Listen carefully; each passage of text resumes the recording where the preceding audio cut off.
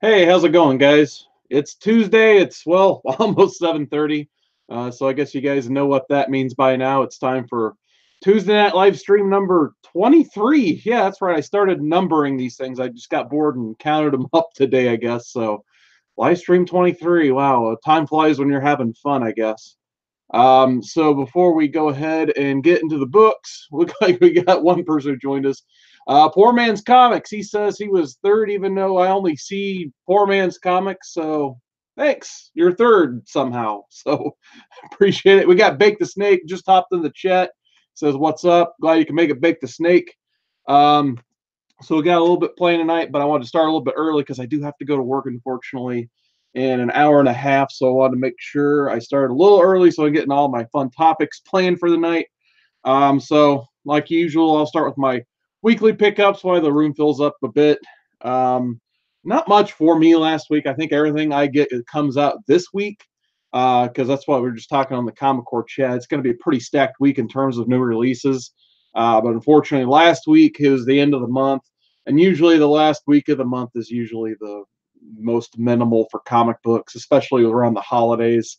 But nonetheless, I got three reads I want to talk about real quick.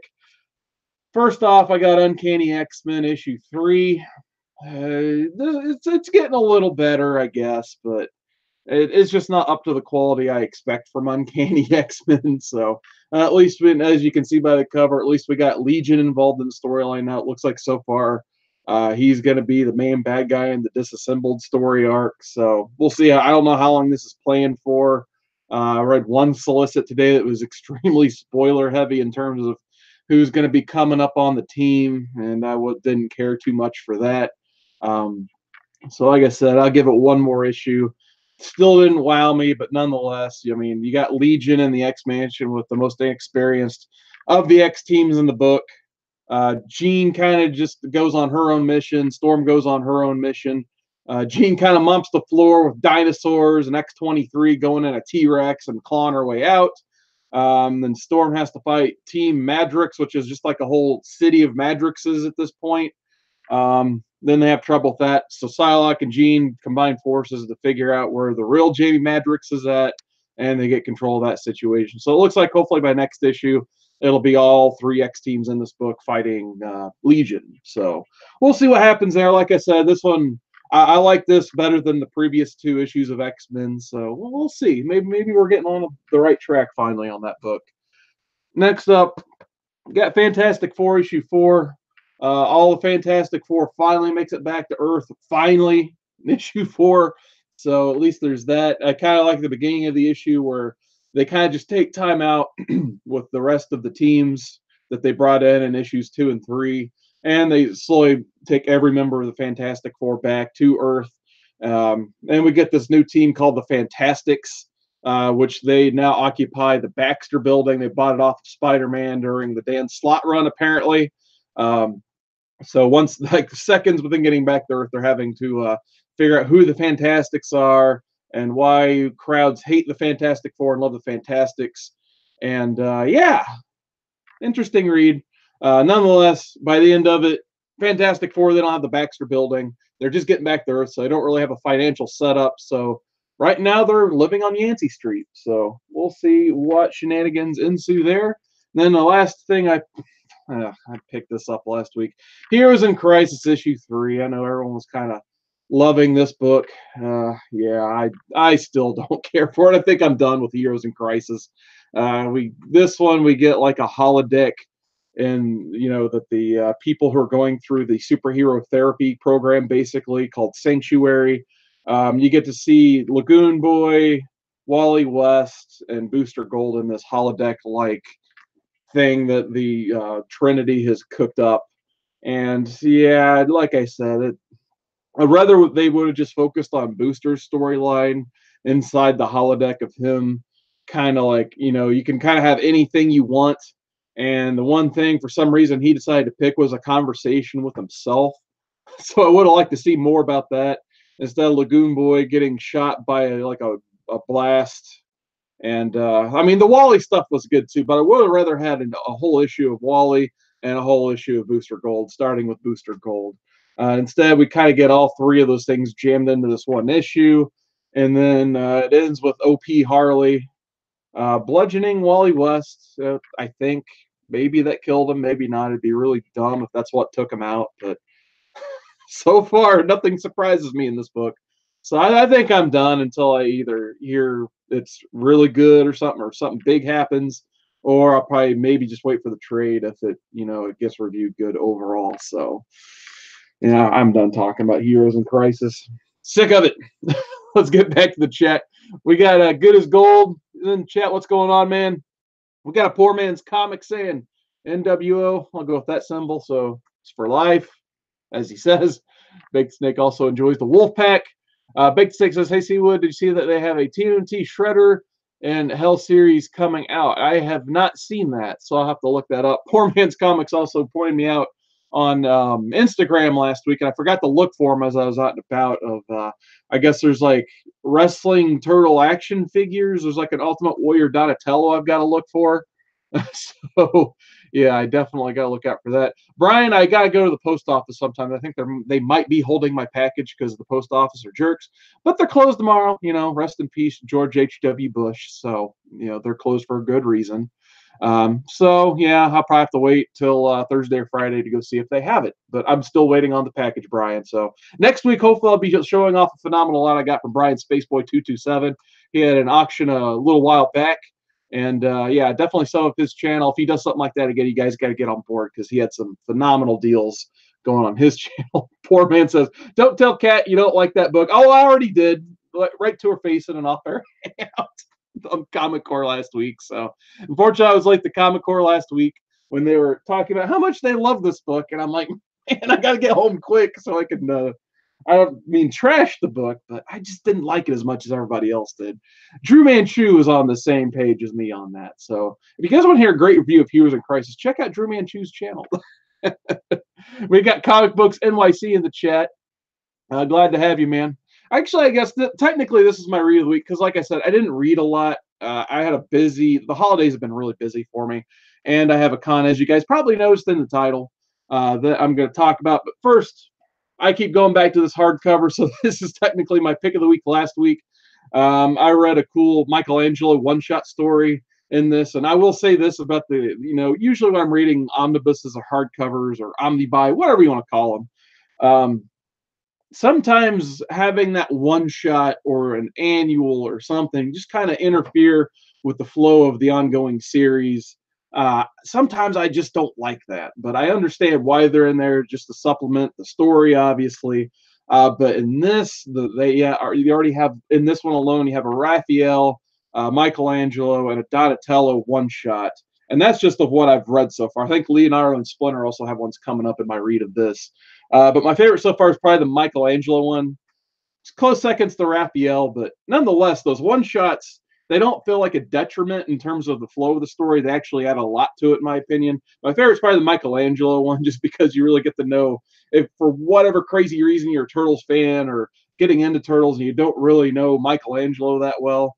The one shot does a pretty good job of identifying his character and just, showing he's that party dude we always loved from the cartoon and stuff. So basically, Michelangelo, he's tired of sitting in the sewer, watching, New York City party during New Year's Eve. He decides, like, you know what, I'm kind of just hanging out by myself tonight. I'm going to sneak into a New Year's Eve party because there's like people dressed up as lizards and stuff, and I can slowly creep my way in there. And somehow it turns into this big like diamond heist because it's like in a ritzy neighborhood that this party's going on. So Michelangelo infiltrates this like heist group inadvertently. He doesn't realize it for a minute, and he uses like ninjutsu and stuff to actually help them get the diamond to begin with, and just usual shenanigans apply from there. Mikey having to figure out, like, wait a minute, these aren't good guys, and then like one of the main ones turns out to be a cop that helps him out, and then he forms a friendship from there. So overall, I am super impressed with this read. This Turtles one reminds me of a lot why I liked Ultimate Spider-Man when it originally came out. It takes solid characters. It just makes a nice organic new storyline that feels really fresh, even though it's decades old at this point. So once again, Turtle fans, get on this hardcover. It's extremely good. All right, so we all of a sudden got a chat popping up here. So let me get back to the chat. We got the Great Legend Show saying, hey, what's up? We got Prowler 671 hopping in there. NW for Life once again says Great Legend. Yeah, this shirt's always over, so I had to wear it at least once. It's been a minute since I wore the old Wolfpack shirt. We've got, I think he just subscribed to me today, so big thanks to Daniel Arzola. He says, what's up, C? Thanks, Simon, for recommending your channel. I'm new to the community, so big welcome to Daniel Arzola. So, guys, make sure you go check out his channel, sub him up, see what he's all about. I'll definitely be checking him out at some point and seeing what's going on over there on his channel. So we all got to start sometime in the community, and it looks like he's just getting started. So always glad to have new blood in the community. Definitely something, in my opinion, the community could use. Because let's be honest, we always see we got, we're basically like family in the chats now. There's always like the same people. So it's always excellent to see new people join these chats. All right. So before I get into the con stuff and my topic of the night, I do want to talk about just 4 finds I had at Half Price Books. So actually, it's been a dry month for Half Price for me. I think they're gearing up for one of their tote bag sales after Christmas. So I'm looking forward to that. And yes, this is, I'm kind of ripping off Bueller tonight. I have to work nights tonight. So we're having a comics, coffee, and comments. So shout out to Bueller, drinking coffee tonight at 7:30 at night. That's good stuff. Unfortunately, I don't have a coffee sponsor yet, so we'll work on that. Nonetheless, I got 4 pickups, $1 a piece at Half Price Books. Here you go, Poor Man's Comics. I got a Rosenthorn issue 1 for $1. Nice Adam Hughes cover on that one. So as soon as I saw it, it's like, oh man, Poor Man's is gonna love this. So Rosenthorn #1. Unfortunately, they didn't have the rest of the series, just the first issue. So there's that. Just got a run filler for X-Men. X-Men 270, so pretty cool Jim Lee cover there. Can't remember if I have these. I probably have so many X-Men doubles, it's ridiculous at this point. I have to have like a big sell-off of X-Men doubles. But you know what this means, though? It's got this, thanks, Blur. I was getting ready to do my spot. So got this weird barcode, if I remember. I think, what's that mean? Oh, that's right. Newsstand! So we got a newsstand copy of X-Men 270. So there we go. I don't recommend doing that after taking a sip of coffee. It really dries your throat out. Continuing on my Dial H finds at this Half Price Books, I got issue 3, so I think I just need like issues 1 and 2 at this point. I pretty much have like the entire first half of the series. So got issue 3, collect these Brian Bowen covers. But if I wanted to, I'm actually going to read this series because I've heard some good things. And then I actually bought a duplicate issue, not realizing it until I sorted my collection when I was trying to stay up all night the other night. Nonetheless, cool cover, cool book. Captain America issue 2 from the Ed Brubaker run. So it's Out of Time Part 2, which was the storyline that led to Winter Soldier. So I was kind of hoping there'd be more from the early Cap run, but so far there hasn't. So hopefully this is the first one they put in. I just got to sort the rest in, so that'd be nice. Even though I have a decent amount of them, I still have run fillers I need to complete from that run. All right, so once again, get back into the chat one more time, then we'll talk about Louisville Supercon. So looks like you guys are saying hi to each other. Everyone's summing up Daniel Arzola, so definitely do that. This cheers, thanks for a shout out. I only have like 3 things for contest. So yeah, I'll definitely check out those contest submission videos. That sounds like some fun. We got Wolf Blitz in the chat, so big shout out to Wolf Blitz. We've been conducting some business behind the scenes, I guess, via email. So hopefully by either next week or the week after that, when I'm showing Brian's Space Boys package, hopefully I'll have a Wolf Blitz package to show too, because I got some phenomenal stuff coming from Wolf Blitz, and I cannot wait to get that package as well.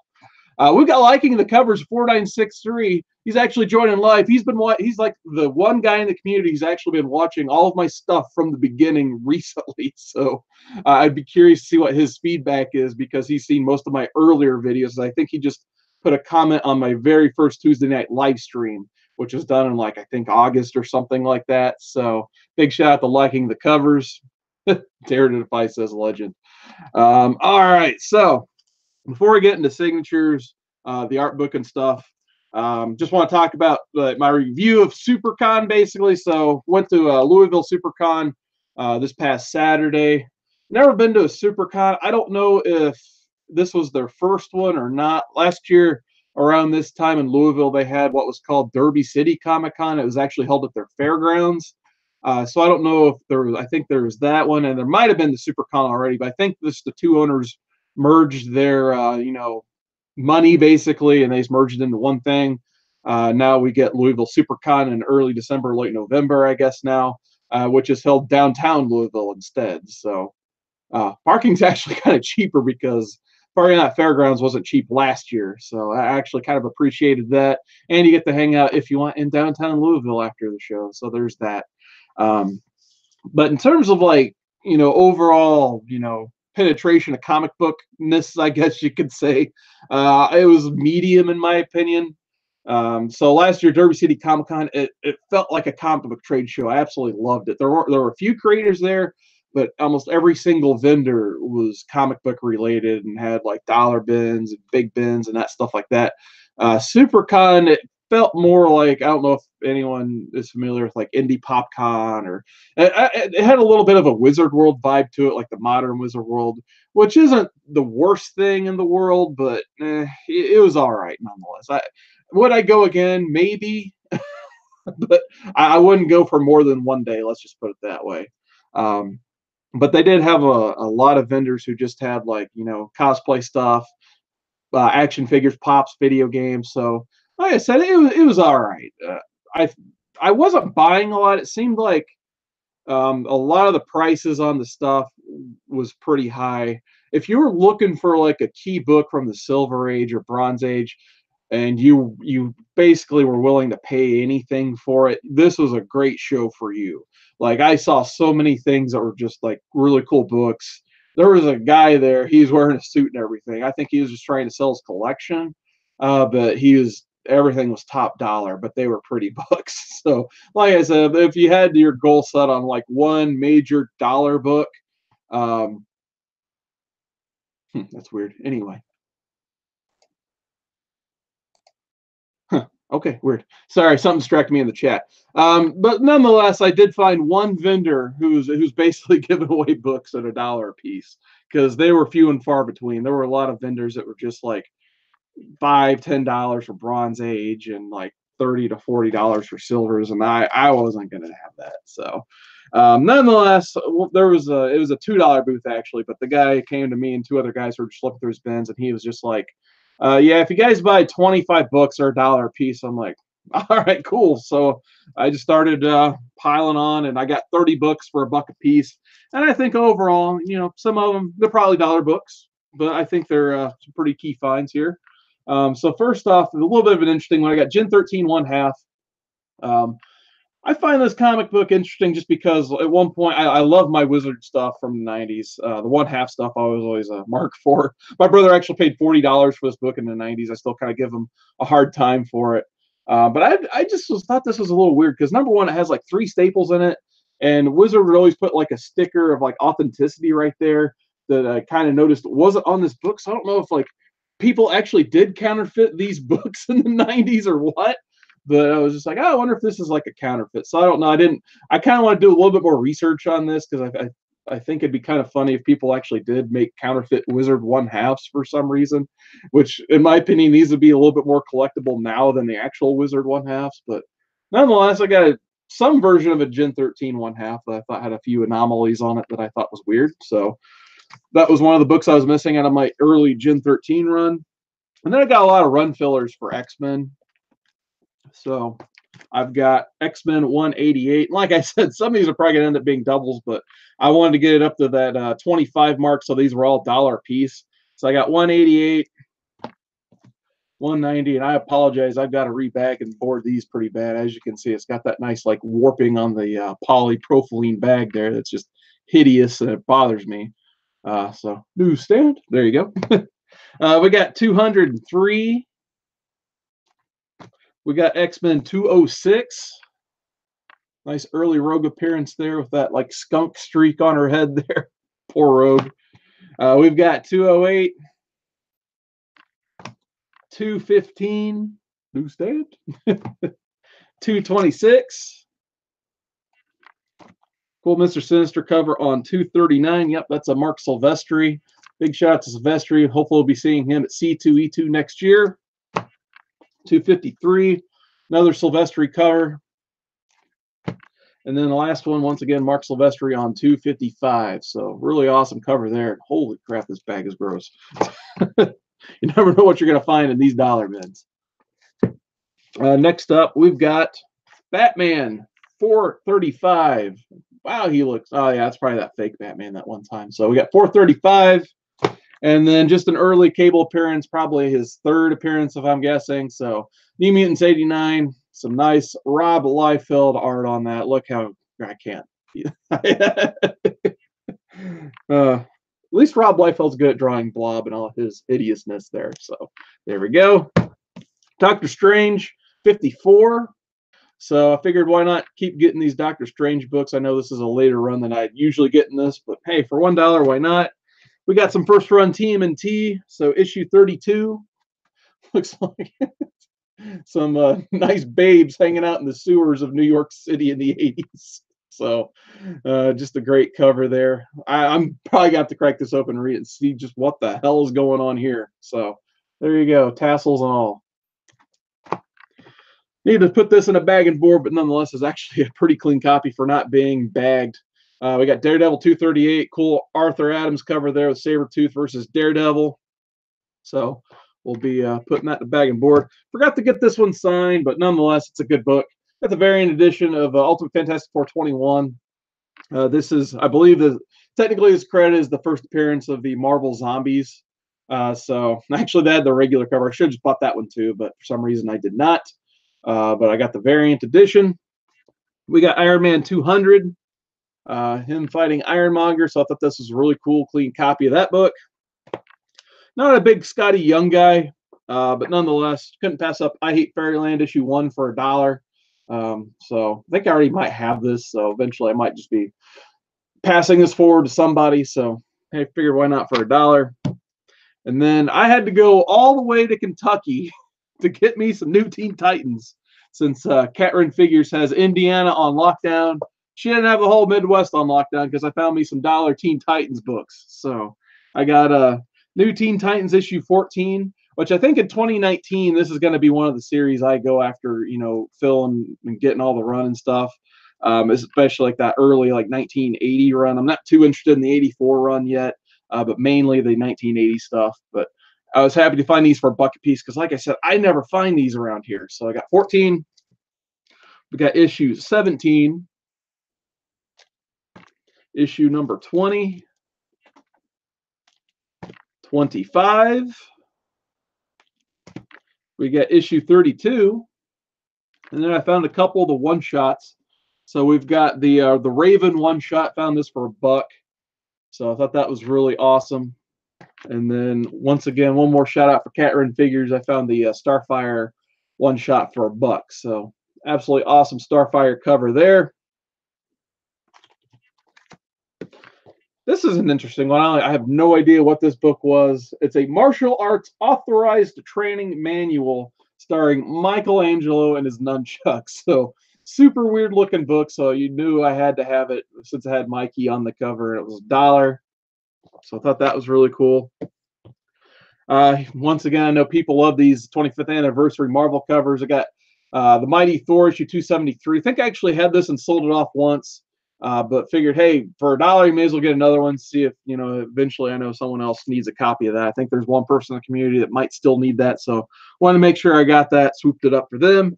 Daredevil 180. So this is like before the death of Elektra. I think this is one of the very few issues I was missing out of that Elektra run. Before she gets killed off in 181. So I was very happy to find that. And the 30th book, just to make it an even $30. Shout out to Metarog. I know he loves this character. We got a Deathlock. Awesome Captain America 286 cover. The guy even said, like, man, that's a really nice cover. Why did I put that in the $1 bin? So thought that was a really awesome looking Zek cover there. So thought that was a really nice little stack. Those are the only comics I actually purchased, all from the same person. All right, so before I get into signatures, I apologize because it's been a minute since I've looked at the chat. So we've got Double S Comics Reader. He says NW black and white. So he likes that Hollywood Hogan black and white does Double S Comics Reader. So we got Brett Hess Hart in the chat as well. So check out Brett Hess's Instagram. I believe he's having a holiday sale for his painting. So definitely check out Brett Hess Art. Let's see who else we got. Poor man says, haha, your brother should check, see if you paid $40 for a counterfeit. I believe I had that little shiny sticker on it, so he should be all right. We got All About Comics. JP says, hello, Tuesday Night Crew. Check out JP's channel, All About Comics, tomorrow, I believe, somewhere around this time. Maybe it was a 9 Eastern, if I remember right. He's having a pretty big auction on his channel. So if you guys like the auction scene in the community, sub up All About Comics right now. Check out his channel tomorrow, because I was originally hoping to be on the auction, but unfortunately, as you guys know, my schedule, retail, holidays, changes more than I want it to. But it's you gotta figure out a way to pay for these comic books somehow. So unfortunately, I'll be going to work tonight and then tomorrow night during JP's auction. But he's gonna have a lot of awesome sellers on his auction. Did I miss Jason Smith in the chat? Everyone's talking about Jason, but I don't see him. But nonetheless, big shout out if he's in here or not. Jason Smith, big shout out to Jason. He passed his post office test finally. So we got Jason Smith. He's going to be mailing everybody's books for him now. So everyone's going to be media mail, shipping those books during the holidays. So big, huge congratulations to Jason Smith. Don't know if you're here or not. Maybe you're watching on the rewind. If I see you, I'll type it in, Jason, exclamation point. So big thumbs up to Jason Smith. I was so happy when I heard about that. So big shout out to Jason once again. We got Stay Puff 1983 in the chat. King of Instagram. Check out his stuff on Instagram. Once again, he's got just one of the best Instagrams around. We got Alex the Comic Quarter in the chat. Been a minute since I've seen Alex in the chat. So glad to have you, Alex. He says he's running and listening. It's snowing. So unfortunately, it's not snowing here that I know about. So I love me some snow. So glad to have Alex in the chat. He's one of my inspirations for making this channel, as you guys could probably tell in my earlier videos. So glad to have you. And then everyone's talking about the Babes in Sewers. So Brett's liking the Babes in the Sewers and the Turtles books.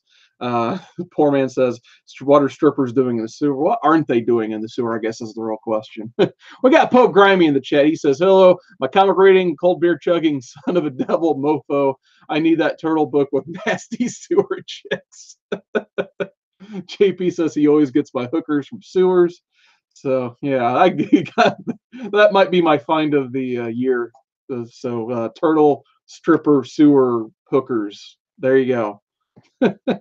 We got Escargot T80 in the chat. Says, what's going on? And then Senor D. He says, evening peeps. So what is going on, guys? I don't know if he's related to Mr. D or not. So it looks like we got Senor D and Mr. D. So glad to have you. Hopefully, Sam's Tangled. I missed the architect. Sam's Tangled Web. What is going on, man? And then Brian Space Boy. He's still there. West side of Cincinnati. Okay, so it looks like liking covers might get a little bit of snow too. And I think I saw Comic Core Chad in the chatter. There he is. He says, dare to fly. Comic Core Chad is in the chat. I knew I missed somebody. Speaking of Chad, segue. So I do want to segue into one of the plugs down below real quick. Chad and I recorded a video last week. It's been 1 week exactly. We did a review of an Elseworlds story. Actually, I might have them still hanging out up here so you guys can look at the covers while I chat. We reviewed this Elseworlds story, so it's the Super 7.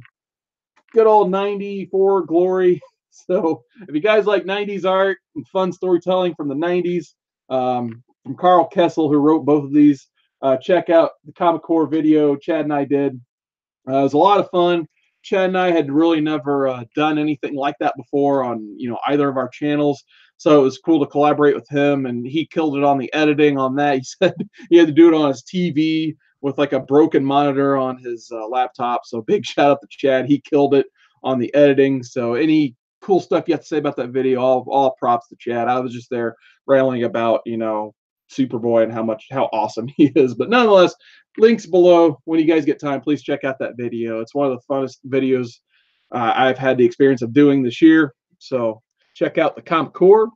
While we're talking about the Comic Core, you guys make sure check out Comic Core at 10 p.m. this Friday. We got a big guest lined up. So as long as everything goes according to plan, just trust me, you do not want to miss Comic Core this week. It's going to be big, really big. So 10 p.m. Eastern this Friday, Comic Core. Check it out. Sub up now. Don't want to miss it. Don't know if I can make the announcement because Chad did make the announcement Friday. I'll let him do all that. So trust me. Trust me. All right, so into the signatures I got at Louisville Supercon. So like I said, the vendors, yeah, they weren't really doing it for me. Um, and it was a little bit of an odd setup too. They had Artist Alley, like the tables were only like 6 feet apart. So I'll be honest, like it's so crammed and jacked up over there. I never even really walked the local Artist Alley. It was so tight and just not fun looking over there. But luckily, the creators I wanted to go see, so like your seasoned grizzled veterans, I guess, they kind of just mushed them in between the actual Artist Alley and the celebrity like row they had going. Which also the celebrity was a lot of fun because they had an entire valley of just wrestlers. So at least I got to see Great Legends' favorite, Kane. So hopefully that impression was fine there. So I got to see Kane, Mark Henry, Teddy Long, Jim Cornette. A poor Scott Steiner sitting by himself like Virgil. I felt pretty bad, but I was too intimidated to go up and say hi to him because he's Scott Steiner. He's actually wearing a black and white NWO shirt. Um, who else was it? I mean, Molina. I don't know if anyone remembers Molina from the mid 2000s. She was there. They had I mean, literally, it was like a whole. Oh, and Jerry the King. The one valley was so big and they had so many wrestlers. They moved Jerry the King Lawler to like the Celebrity Valley, which is like one over. So I just walked through there with a big old stupid smile on my face, and I was just like, it was. I wasn't gonna pay $50 a signature for any of them, unfortunately. I kind of wanted to meet Kane or Mark Henry, but I didn't. So I wussed out, and I didn't want to. I knew I was going to be paying for other things, so I decided not to. But first, I'll just go ahead and get into the people I met and the signatures I got. So I got signatures 34 and 35 for this. So if you guys don't know what this is, and once again, I'll do a segue after this too. I got a Hero Initiative Ultimate Spider-Man 100 project. So speaking of the Hero Initiative, once again, segue. There you go, Chad. Um, Edwin, Strictly Comics, has organized this massive community group auction. And on the Great Legends Show channel on the 15th and the 16th of this month, there is going to be a community auction that's basically everything's going to be starting off at 99 cents. Most likely, I'm at least on my lot. I'm going to be doing free shipping. Obviously, I mean it's for charity. I'm not going to purge for shipping because it's a donation. But nonetheless, there's going to be a lot of cool stuff that the community is throwing up, and everything, all proceeds are going to go toward the Hero Initiative. So I've always had a soft spot for the Hero Initiative. They're a very good cause. If you guys know, like the Golden and Silver Age guys, when they wrote these comics, they didn't have a 401k plan or anything like that. So, unfortunately, the older they get, they got to rely on the appearances like Comic Cons and stuff to, make any type of money. So definitely, cheers. Definitely check out those auctions. Bid that stuff up because it's going to go to a good cause, and it's around the holidays too. So spend that extra money. Get the Hero Initiative some help. But nonetheless, I believe I got Bob Hall and Greg Land to sign this as well. So that put me at 35 SIGs collected in this hardcover edition. So I absolutely love collecting these. Usually I have my sketchbook and this on me at every con I go to. Obviously, I'm never going to get all 100 because unfortunately some of the creators have passed. But happy to get Greg Land and Bob Hall. I met Mark Bagley. So once again, he was super cool. The second time I was meeting him, I didn't want to get a sketch from him because I already had one, and I knew, I wanted to save a few bucks for somebody else. But nonetheless, he was really cool on Saturday. I guess I heard Friday he was kind of sick and wasn't doing too much. But Saturday, he was really nice. I talked about how much I liked his Ultimate Spider-Man run. So just so you guys are in the know, if you ever want to meet him, he does charge, I think it was either $5 or $10 per signature. But if you get it personalized, it's free. But I guess unless you're me, it's all free. So quick story. Got my Ultimate Spider-Man 100. He personalized it to me, and I started talking about how much I liked this run. And, it kind of helped me get back into comics in about 03 when I was reading the Ultimate Venom storyline. So as we were chatting, he just went ahead and signed these. He didn't even bother personalizing or anything. He just, I didn't ask. He didn't do it. So I'm just like, cool, I guess, I got an unpaid signature from him. So I don't know if he did that because I thought I was a fan, which obviously I am, but he signed issues 1 and 2 free charge for me. So really cool guy. Always like my interaction with Mark Bagley. Like I said, second time I met him, and he was super cool this time. Met Ed McGuinness as well. I already had a few things signed by him, so I just took a JLA classified run of 3 issues. Just something easy to carry around. So I got issue 1 signed. He's same as Bagley pretty much. He personalizes or signs without personalization for a charge. So there's issue 1, issue 2 signed, and then issue 3 signed. So happy to have that. And then the other creator I went and met was Bob Hall. A little bit about Bob Hall. He did some of these older Avengers books, so he signed. He actually has a really awesome signature placement too. So he signed like right there on the deathbed, and then he signed my Avengers 221, which is one of my favorite Avengers covers. He signed it over the Invisible Woman's blank face, so I thought that was really cool. But I went and talked to him, and I could just tell he was not having a good day for some reason. Like I said, the placement of the actual seasoned artist was a little weird. They're just kind of jammed in between, like I said, the artist alley and the celebrity alley. So creators like Bob Hall, they weren't getting a lot of actual traffic. So he's just sitting there by himself. I'm just like, hey, sir, how's it going? And he's just like, and I'm just like, ooh, that's not good. I pretty much just immediately apologized. I was like, I'm sorry. Are you okay? Basically, he's just like, yeah, it's not been busy over here today. So I was like, I'm sorry about that, sir. I see you have commission rates. Are you still doing commissions? He's like, yeah, I have nothing. I have no work right now. I'm like, well, can I help you with that? I have money. He's just like, heck yeah, you can. So we started talking, and I'm trying to eventually get all the Fantastic Four in this art book. So he just did something nice and quick for me. Like I said, he's an older gentleman, so he didn't have a chance to put a lot of work into this, because I think after I paid him to do a commission, other people saw he was actually drawing and approached him. But nonetheless, I am extremely happy with the sketch. So I got this Bob Hall Sue Storm, and he actually did make the joke when I was like, hey, can I get a Sue Storm or Sue Richards? And then he's just like, here you go, LOL. And it's like, I bet you haven't heard that joke before. I'm like, yeah, I was waiting for that joke. It's obviously a blank page because he's invisible. I'm surprised he didn't just put his signature on there and call it a day. But now once we started talking and about characters and commission stuff, he was actually a really nice, sweet man. So big shout out to Bob Hall. He kind of made the con for me, because I don't have a ton of his work, because I don't really collect a ton of older Avengers. I have a few, obviously, as you just saw, but I was really happy once I started talking to him and he started going, and it was a lot of fun talking with Bob Hall. So I thought it was a nice Sue Storm, Sue Richards, Invisible Woman sketch. So very happy with that. And then after that, once I got done with that weight, my brother went to the con with his family. I started touring around with him for a little while.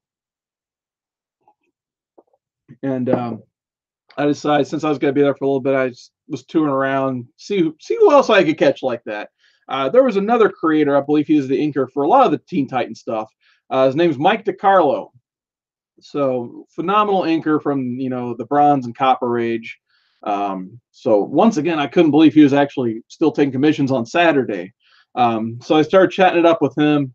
I got a commission sketch from him as well, and it was pretty funny because he's actually really professional and super cool too. He will take your phone number and call you and give you updates on how your sketch is going. I've never had a creator do that, so it's kind of funny because I have Mike DiCarlo's phone number in my phone, so that's really funny. But nonetheless, since he was a Titans creator, I had to get a Nightwing from him. But I actually didn't have a Nightwing for the book yet. So I thought he knocked it out of the park. And I think he only charged like $50 for this. So I thought that was a really reasonable rate for his quality of work. So, so I was very happy with that. Another funny story about DiCarlo, I was talking about how I live in Bloomington, Indiana. He's just like, oh yeah, my brother lives over there. I'm like, yeah, this is a really nice city. He's just like, I like that place, Mr. Hibachi, which it's just funny because it's like such a small world. I eat there like once a month, typically with my family, and he's just like, yeah, I eat there without me even mentioning it. So small world, but yeah, Mike DiCarlo was a lot of fun. He was really cool to deal with and getting the sketch and stuff. So I was extremely happy with getting 2 sketches in one day, because sometimes that is not an easy thing to do at a con anymore, because cons are getting more and more popular every day, it seems like.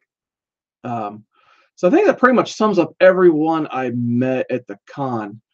So before I get into my last topic, because I've got a little bit before I have to go to work, I do want to get back into the chat again because it looks like, dang, I think I had almost 30 people viewing. So big thanks, guys. This is awesome. So week after week, I see more and more people constantly tuning into these Tuesday night live streams. So just a big thanks to the community, guys. It's still, I mention it like once a month. It's just still unreal to me. I can just hit the live button. Sometimes botch and hit stop broadcast like I did last week. So I know the New York Warriors, they have the saying for their auctions, like stay for the, or was it like come for the book, stay for the laughs. Mine's like come for the book, stay for the botches. So, and then get kicked out for the botches, I guess would be the new thing now. So it looks like, let's go back. We got Symphonic Elk in the chat. How's it going, man? He asked, is that the Ultimate Spider-Man from the 200 sub contest? I believe it is, actually. So once again, big shout out to Symphonic Elk. Earlier in the year, I won his contest. He was giving away books for like every entry. It's crazy. Like Symphonic Elk is one of the most generous people in the entire community. And at the time, this was on my want list big time. Since then, I've gotten like 2 copies for cheap. But nonetheless, like, yeah, I believe this is the Symphonic Elk copy, if I remember right. So big shout out to Elk. He's one of my favorites in the community. And like I said, he's one of the most generous. We got Comics with Bueller in the chat. So once again, cheers, Bueller. Coffee on you. Good old Donut Shop K-Cup coffee. I'm working on that sponsorship deal, like Bueller. All right, let's see who else has joined in. Everyone's just kind of saying hi to each other. We got Discovery Bay Comics. What's going on, man? Looks like we got a new person in the chat, Discovery Bay Comics. So check him out. I'll definitely be seeing what his channel is all about, but always happy to see a new face in the chat. We got Pages, Film, and Plastics in the chat. What's going on, man? Glad you could make it. Jeffrey Comic-Con Henson has joined the chat. He says he's glad to see everybody. Jeffrey's blowing it up in the YouTube world, man. Check out his content. He's showing up on people's live shows, like I think him and Tony Sanders and JD. They're doing their thing this Friday, I believe. So yeah, he's having a lot of great success on his channel. So check out Jeffrey, guys. Don't sleep on that. Brett Hess has a question in the chat. He says, who are your top 3 artists? Man, how can I pick top 3 artists? Real quick, I guess. Well, number 1, as you guys probably know, George Perez. He's probably my all-time favorite in terms of just, interiors, killing it on the covers, just an all-around artist. One of the hardest working guys, especially in the Bronze and Copper Age. George Perez, he is my like standard bearer in terms of like decent art. The other 2 offhand, because I'm trying to pick interior. I guess right now I'd probably just say Mark Bagley, just because his book was on top, and I really like Mark Bagley's stuff. And well, let's see. Do I have one? I probably have one in this book I could show real quick. Who are your top 3 artists in the chat? Go ahead and post those in the chat, please. I would like to read those off. Oh, by the way, I kept alluding to the Mark Bagley sketch. There's a sketch I got way back in, I think, 2010, in case you guys were wondering what that looked like. Oh, number 3. See, now I'm going to have to rack my brain because it's killing me on who I'm going to pick for my 3rd artist. I'll just go ahead and pick Tom Grummett. So there we go. Tom Grummett, artist number 3. So... yeah, he's the one I grew up with. Probably tied for Dan Jurgens. I love those 2 guys in the 90s. They were like the first artist I really was fans of. Oh, we got Jason Smith finally in the chat. So once again, we'll shout out Jason. Big congratulations to Jason Smith. He passed his post office test. So like I said, you can get books like this shipped in media mail now by Jason Smith personally. So big, huge, once again, congratulations to Jason. Glad he hopped in so I could thank him to his face, basically. And I got to type in Jason. There we go.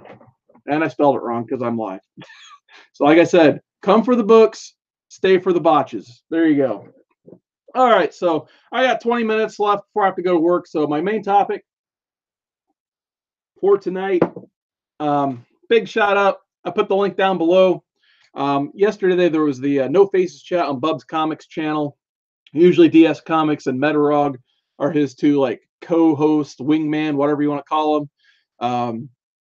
But they had an excellent chat last night. I thought it's pretty noteworthy, and I kind of wanted to follow up on their chat that they had on my channel here. Um, but basically, I keep seeing these top 3 artists posted. So Brian Spacewalk says Liefeld, and Liefeld are his top 3. Prowler says Gil Kane, Jack Kirby, and Jim Aparo are his top 3 artists. But nonetheless, I kind of typed a question in their chat, and Metarog and DS, they probably filled like 20 or 30 minutes of time just talking about this topic. And it's just like, well, what is in a comic book age, basically? So I kind of, my main question is just like, when does the modern age of comics end? Because at this point, it's been going on since like 1991 technically. Where does that line get drawn? The 90s and probably the early 2000s are their own age, and the comics we're collecting now are in a separate age. Because honestly, does a 2018 comic feel like it needs to be in the same age as like Jim Lee and Chris Claremont's X-Men #1? I don't think so, in my opinion, but some could argue it does. Um, so I was kind of doing a minimal amount of research because, hey, we only got so much time in the day. So I just kind of started doing Wikipedia searches on, ages of comics. Probably the most popular and interesting to me is the Silver Age, just because, the kickoff of the Silver Age was Showcase #4 with the first appearance of Barry Allen. And then you had the Comics Code of Authority, was probably like the biggest thing that caused a shakeup of comics back then, that made creators have to do things a little bit differently. And obviously, going into the early 60s, you had like the explosion that was Marvel Comics and Stan Lee. DC was doing their thing, reinventing their characters. Obviously, Flash, like I mentioned, Green Lantern. You could go down the entire list of just bringing out all these new characters. And then you eventually get to 1970 and the launch of the Bronze Age. So you kind of had that reinvention of the Comics Code. They're a little bit more lenient on everything going into the Bronze Age. So then you have books like, hey, I may as well just show it one time in a night, because why not? I'll show this one instead because it gets the point across more. Yeah, books like Green Lantern '85. The launch of the well, obviously it's in the launch. There's a couple issues before, but nonetheless, it's probably the biggest noteworthy one in terms of what the Bronze Age represents. So you got Green Lantern '85 from Denny O'Neil and Neil Adams. Obviously, we're seeing more of 70s culture represented inside the comic books.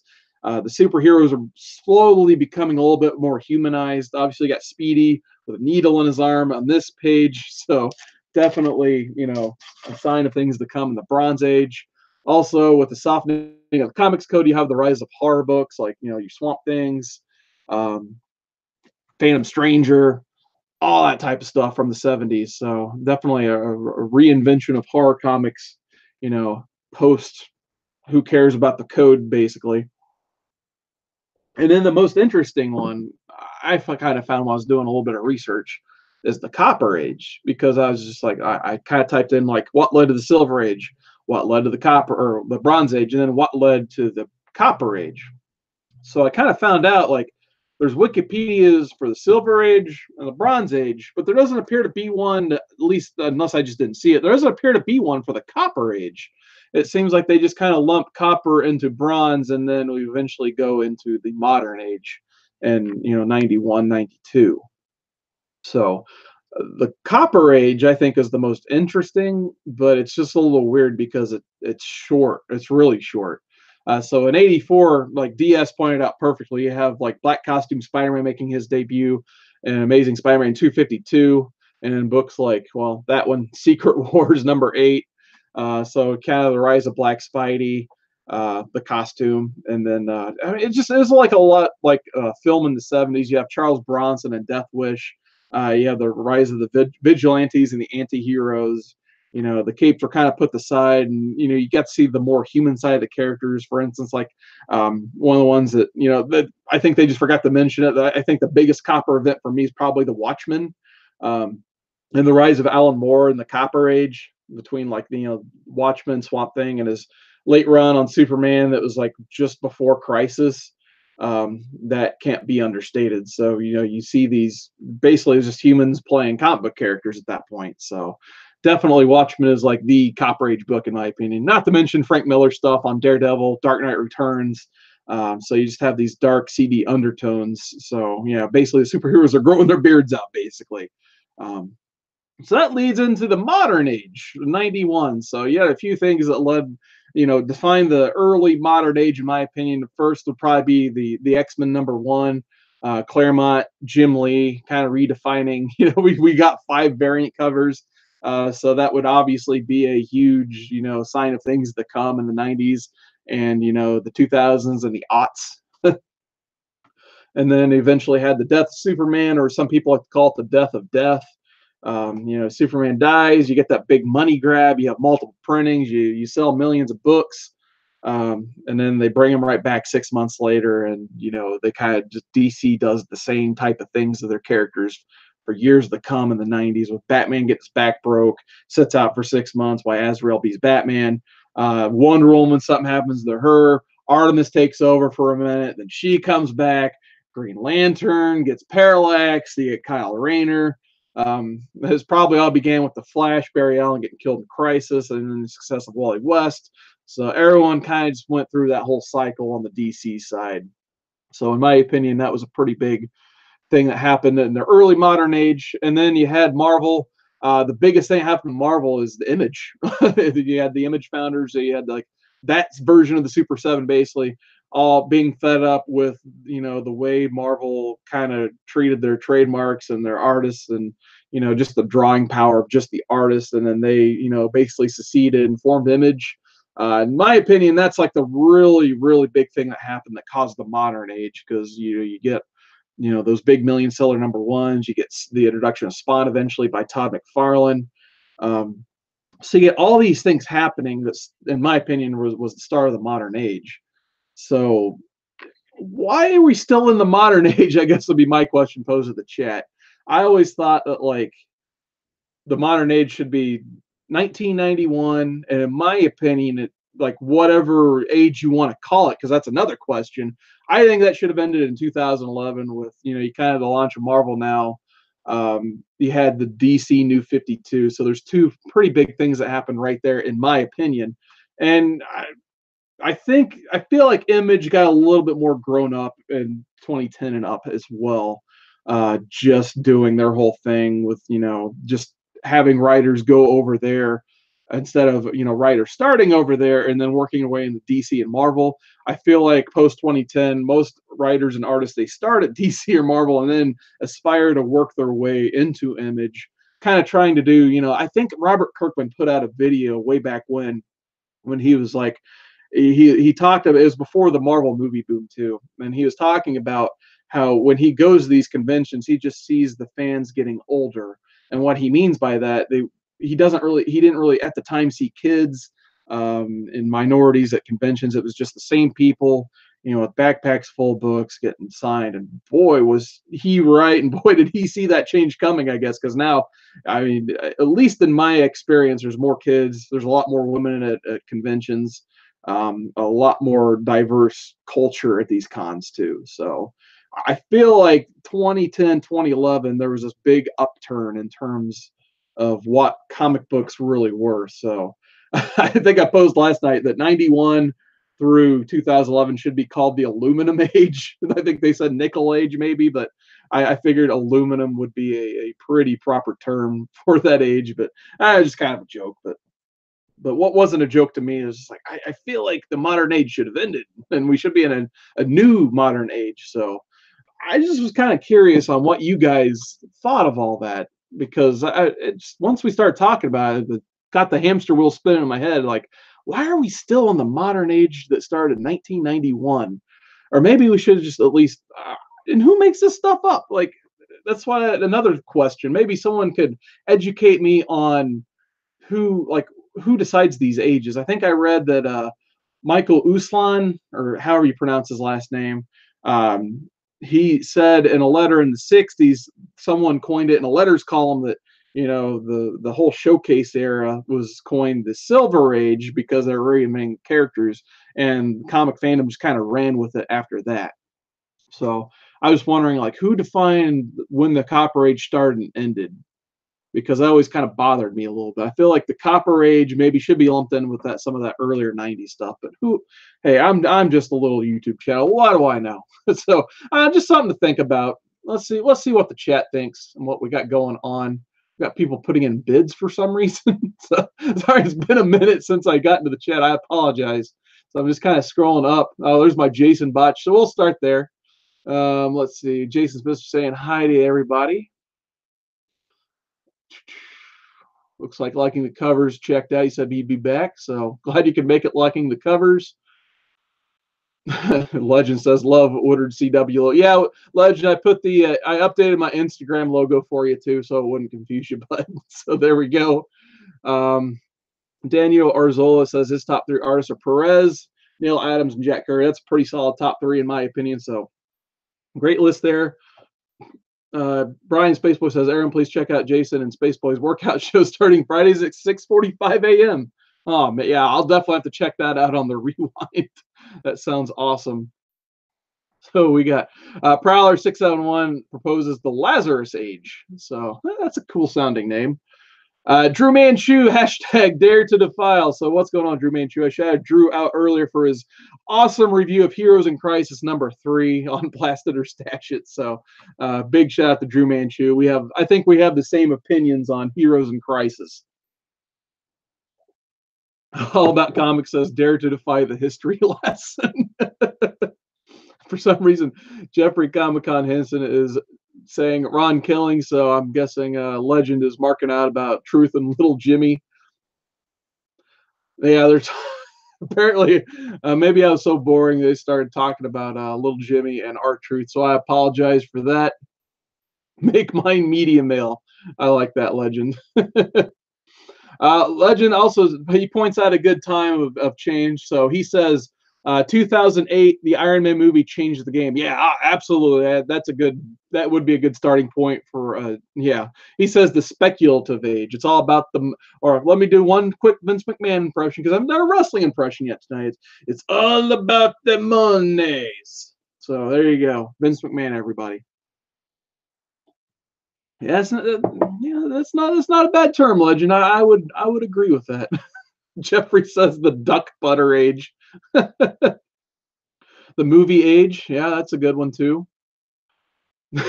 Jason Smith says during his test, I was nervous like a virgin on prom night. LOL. Thanks, Drew, for the thumbs up shout out. Pages Film Plus says Golden Age, Silver Age, Bronze Age, Modern Age. How about the Nickel Age? So yeah, the only reason I don't like Nickel Age is because the books are so dang expensive now. They're not a nickel. So that's the way I'd look at it. So all right, so hopefully you guys enjoyed my take on the ages of comic books. It's like I said, it's always bothered me just a little bit that we're like eternally trapped in the modern age for some reason. So can we get together as a community and draw the line either like from 2008 or 2011? Yeah, 2008 would be a good breaking point. Come to think of it, yeah, because you definitely had that was probably about the time they brought in like Johns and Jim Lee as executives in DC as well. So if I remember correct, that might have been closer to 2010, but who remembers that stuff? But anyway, I got to start getting ready to work, guys. Thanks a ton for the views tonight. This has been absolutely awesome. It's definitely brightened my week like these always do. But yeah, like I said, plugs once again, All About Comics. I see he's posting in the chat. Check out his live auction tomorrow, 9 p.m. Eastern. If I remember right, he can correct me on that in the chat if I'm wrong, but check out his channel.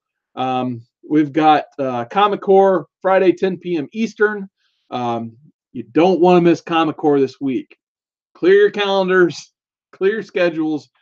Comic Core, 10 p.m. Eastern. Be there. Trust me. Have questions ready for creators. So it could be a fun time. So yeah, big ups to Chad for locking this Comic Core down this week. Then, like I said, we got the auction that Strictly Comics Edwin has put together, and the Great Legend Show will host on his channel. So once again, you guys like the auctions, sub up the Great Legend if for some reason you haven't already. December 15th, December 16th, they're gonna have back-to-back community auctions for the Hero Initiative. Actually, I do have a couple minutes. I'll just show what I'm gonna put up for the Hero Initiative auction, if you guys are interested in what my contribution will be. So I'm not a huge slab collector, as we probably know on this channel already, but I have 3 slabs I just kind of accumulated from Wizard Worlds over the years, and they're all a 9/8. So I'm going to have Fantastic Four 546. Cool Michael Turner cover there. I'm going to have Wolverine Origins #1. Once again, a Michael Turner sketch cover. I believe all 3 of these are exclusives to Wizard World Philadelphia's. And then the last one, Invincible Iron Man. I believe this is a Joe Quesada sketch cover. So I'll be putting all 3 of these up in one auction starting at 99 cents shipped. So if you guys want slabs and all that good stuff, show up. I don't know which day I'll be on, of course. I don't know if all the details on that came out yet. But check out, do yourself there, check out both days because you'll see things like this start at 99 cents. So, and then just read Legends chat over. Well, it's over there for me. It might be over here, or who knows for you guys. But like I said, I don't know if I'm allowed to announce anything for that. But Legend, he's spoiling everything. So spoil away, Legend. I still need to. I gotta read half of that Animal Man by Friday. Let's just say. Whoops. All right. So with that, I hope I will shave my head and dress. Actually, I do want to shave my head before Friday, just because my hair is getting long. But anyway, Legends spoiling things. I'm starting to spoil things I don't know if I'm supposed to be talking about. Sorry, Chad. I'm going to go ahead and sign off because Sting, he's coming from the rafters. We got Legends coming out of the back. We got Jason Smith. We got the tape machines are rolling. We are running.